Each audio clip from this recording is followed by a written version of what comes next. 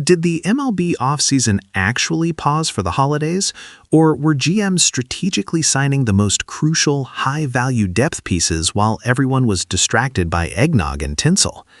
We often fixate on the $300 million deals that make headlines, but the championship blueprint is almost always constructed in the quiet margins where value meets necessity.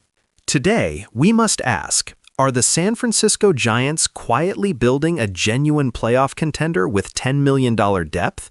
Or are they committing organizational malpractice by continuously refusing to swing for the fences for an impact bat?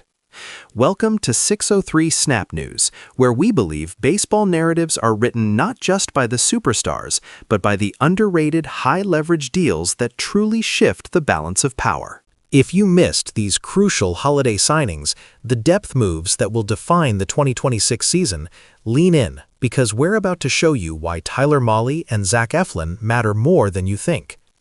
The frustration emanating from the Bay Area is palpable. Giants fans, starved for a superstar, watched their team ink Tyler Mahle to a one-year $10 million deal and Adrian Houser to 2 years and $22 million, and immediately branded them as spot and dot moves, arguing they should have chased a marquee starter or an elite position player. This viewpoint misses the nuanced tactical brilliance of these acquisitions. Consider the comparison being drawn. Houser and Mahle are getting paid roughly what Christian Javier is earning in Houston. And while Javier is the better arm, the Giants aren't hunting for an ace. They're hunting for complementary ground ball specialists who thrive in Oracle Park. Mahle, who had a sterling 2.18 ERA across 86 and 2/3 innings last season, has battled injury, yes, but if he pitches 15 healthy starts, that $10 million is an absolute bargain. As veteran scout Red Harrison observed, in Oracle Park, a fly ball is often a harmless out. Houser and Mahle aren't strikeout kings. They generate outs and limit long fly balls. That's $32 million in highly targeted park-specific defense. They are buying wins with location, not velocity. They already have Logan Webb and a recovering Robbie Ray. These are simply crucial, strike-throwing fillers designed to keep the bullpen fresh. Shifting coasts, the Baltimore Orioles are executing the masterclass in roster transformation that the Giants fans desperately crave. Remember when analysts, including ourselves a year ago, openly questioned their offseason ambition, claiming they were not making the playoffs? Well, they are who we thought they were, a young team that just needed competent pitching depth. Their acquisition of Zach Eflin, in a deal worth up to $14 million with incentives, instantly gives their rotation a much-needed facelift. Eflin's peripherals are strong. He is only 31, and critically, he's a tall, strike-throwing presence who excels with a nasty breaking pitch. The pace instantly changes when discussing Baltimore, moving from measured strategy to aggressive ambition.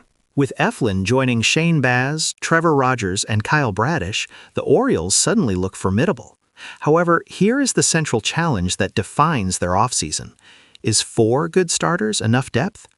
Analyst Kratz passionately argues, it's organizational gambling if you rely on Bradish returning to his pre-injury brilliance for a full 32 starts, and you don't gamble with a championship window this wide open. The conflict builds around the Orioles' need for one more stabilizing force, specifically a mid-tier guy like Ranger Suarez or Lucas Giolito.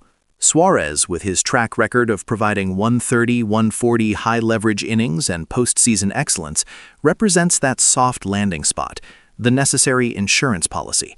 If Baltimore secures a Suarez, they create a clear 6-man deep rotation, vaulting them to an undeniable new level of security.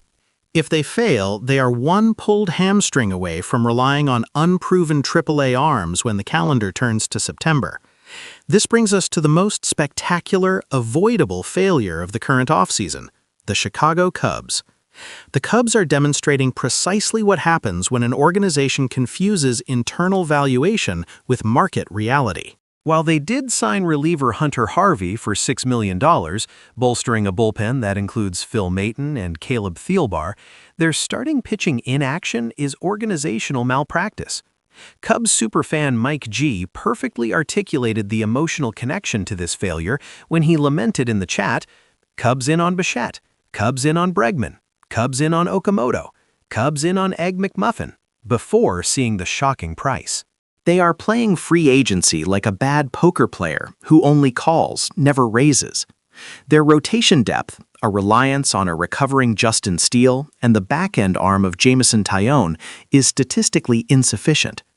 They are banking on too many question marks, a move that could easily cost them 5 crucial wins against rivals who are stacking reliable arms. The truth is, if the Cubs truly wanted any of the major hitters or pitchers, they had the payroll flexibility to make it happen, but their rigid commitment to internal metrics is handcuffing their ambition. Meanwhile, in the NL Central, the Cincinnati Reds have made quiet, meaningless additions like J.J. Bleday and Dane Myers, moves that are tactical filler at best. The real plot twist here isn't the signings, but the relentless year-and-a-half-long pursuit of Luis Robert Jr. From the White Sox. If Cincinnati, a team bursting with young positional talent, breaks the bank and pulls off the Robert trade, suddenly the entire balance of power in the Central shifts.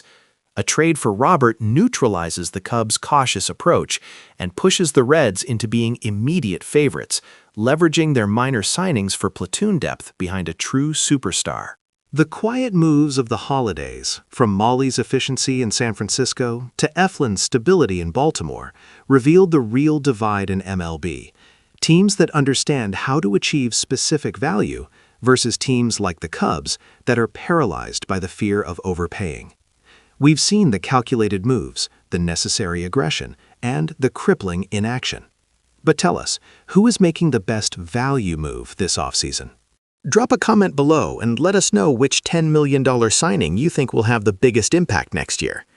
If you appreciate this deep dive into the hidden maneuvers of the MLB offseason, make sure you like this video, share it with your fellow fans, and subscribe to 603 Snap News for more insider commentary delivered with passion and purpose.